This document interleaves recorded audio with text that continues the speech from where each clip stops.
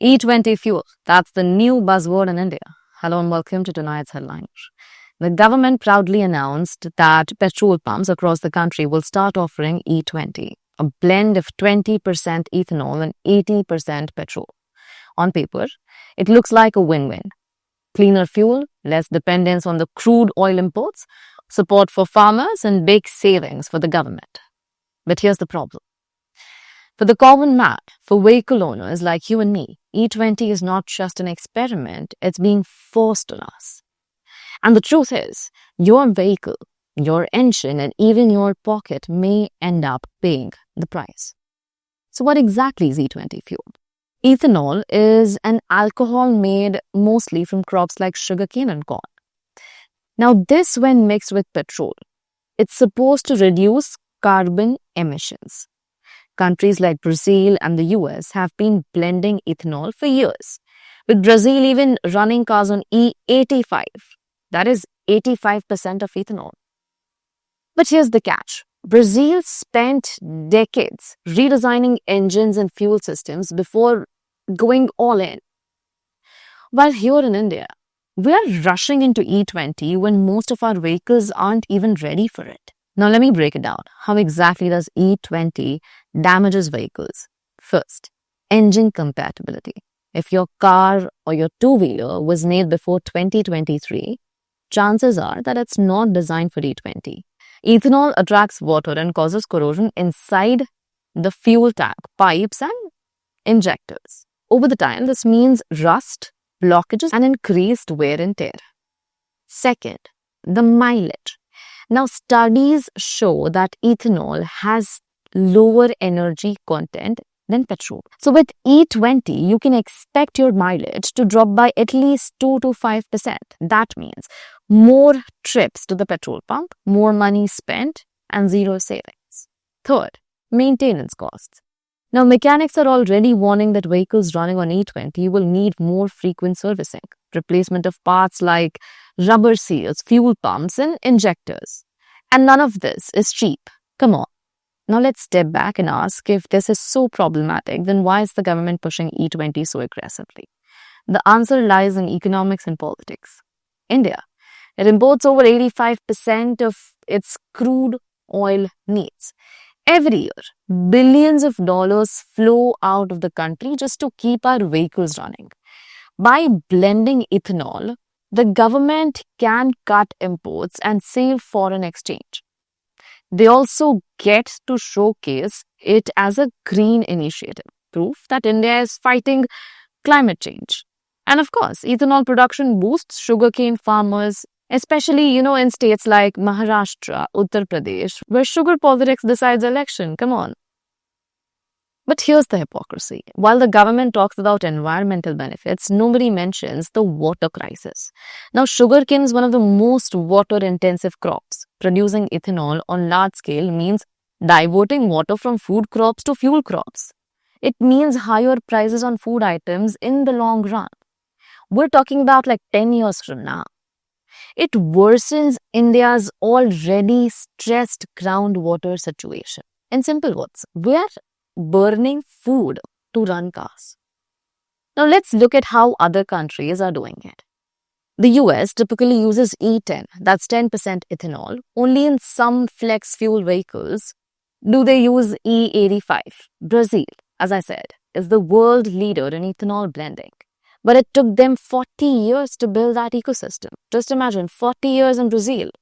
Europe, most of Europe, they stick to E5 or E10. Very few countries have gone as high as like E20. And even then, only in specially designed engines, which means India is one of the very few major economies forcing E20 on regular vehicles without giving citizens a choice whether they want to use E20 or not.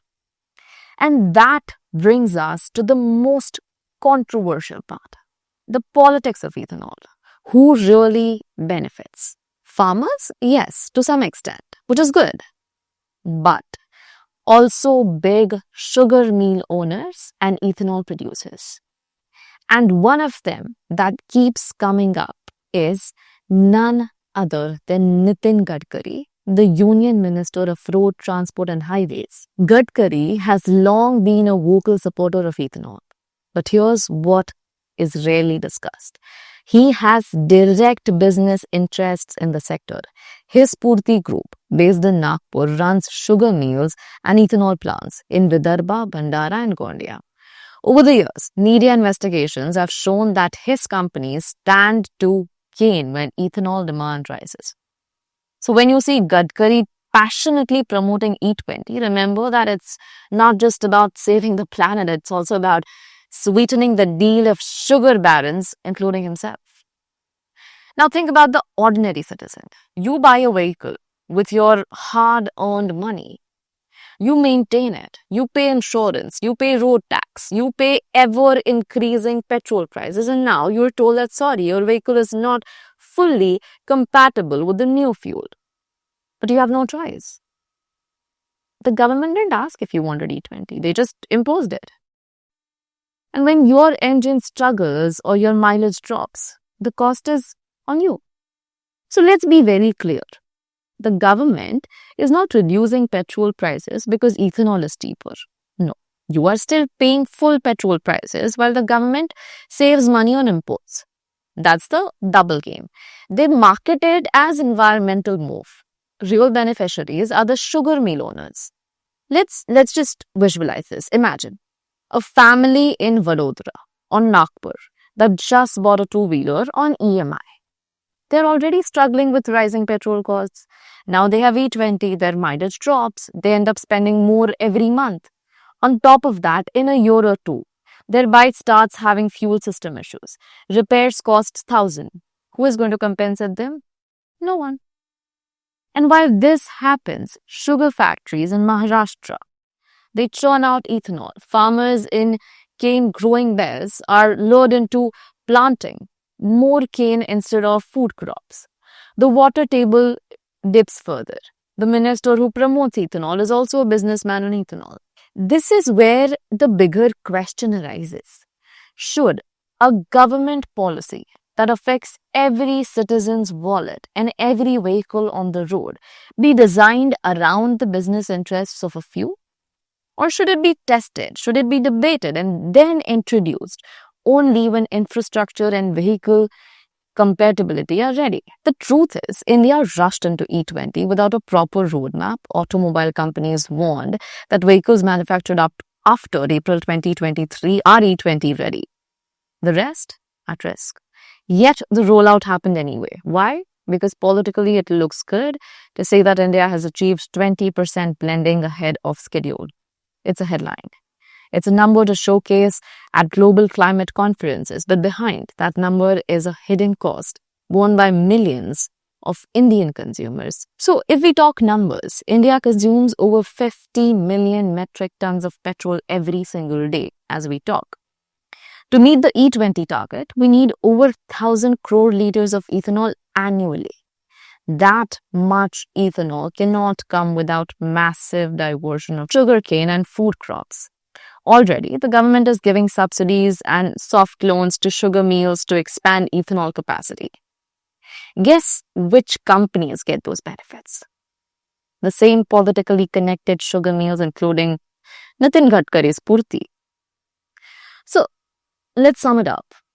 For the government, E20 means saving foreign exchange, reducing crude imports, looking green on the global stage and winning votes in sugarcane states.